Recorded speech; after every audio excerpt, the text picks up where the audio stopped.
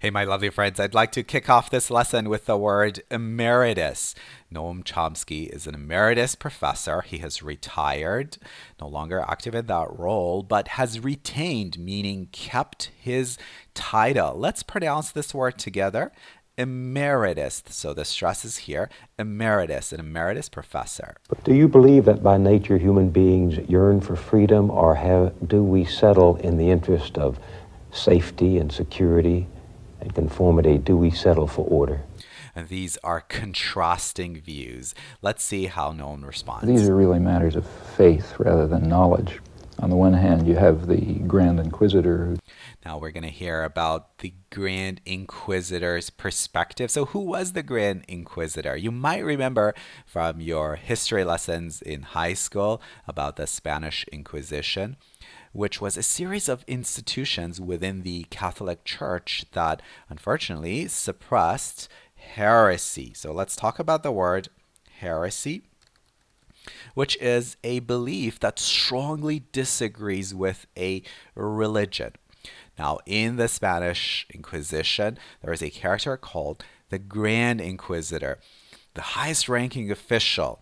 This is also a character that shows up in Dostoevsky's novel, The Brothers Karamazov.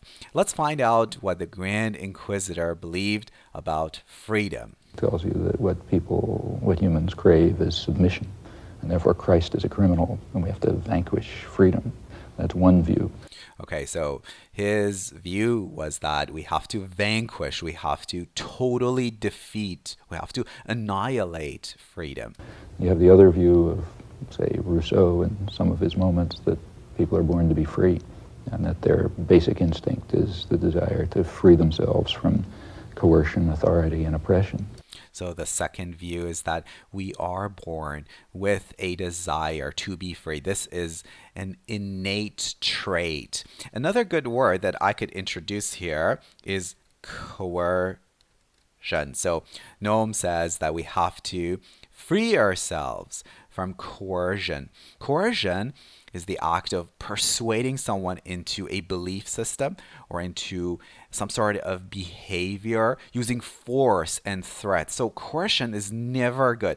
Also, pay attention to the spelling there. There are two C's there. So I used to spell it with an S, and a good viewer pointed this out. So thanks for that. Let's pronounce it together, coercion. And the verb is coer. So coerce someone into something. That's the preposition. It's the answer to which you believe is more or less where you stake your hopes. I'd like to believe that people are born to be free, but if you ask for a proof, I couldn't give it to you. You've dealt in such unpopular truths and have been such a lonely figure as a consequence of that. Do you ever regret either that you took the stand you took, have written the things you have written, or that we had listened to you earlier? I don't. I mean, there are particular things which I would do differently, because you think about things, you do them differently. But in general, I would say I do not regret it. I highly appreciate the fact that he is not defensive at all. So he says that, there are a few things that I would have done differently, but for the most part, I am quite pleased with my stand, with my position. You like being controversial? No, it's a nuisance.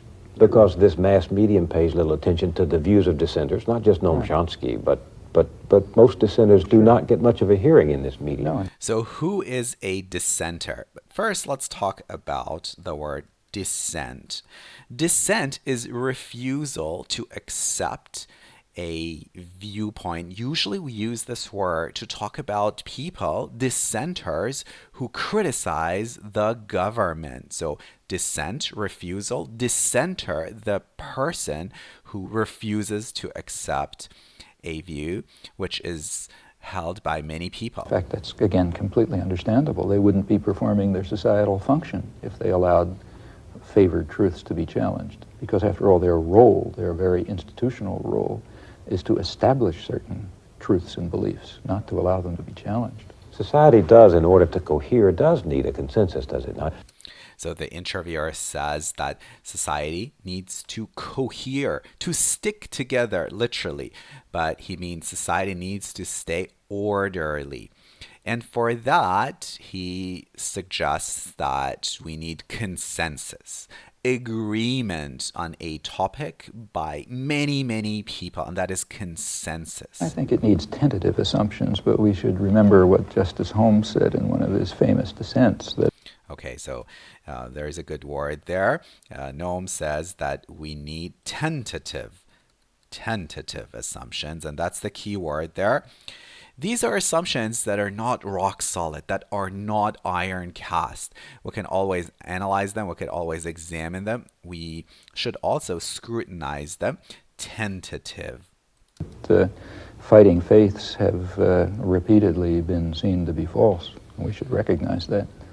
Yes, we need tentative assumptions in order to continue with our lives, but we also ought to be open to a healthy society would not only tolerate but encourage challenge. That's what happens in the sciences.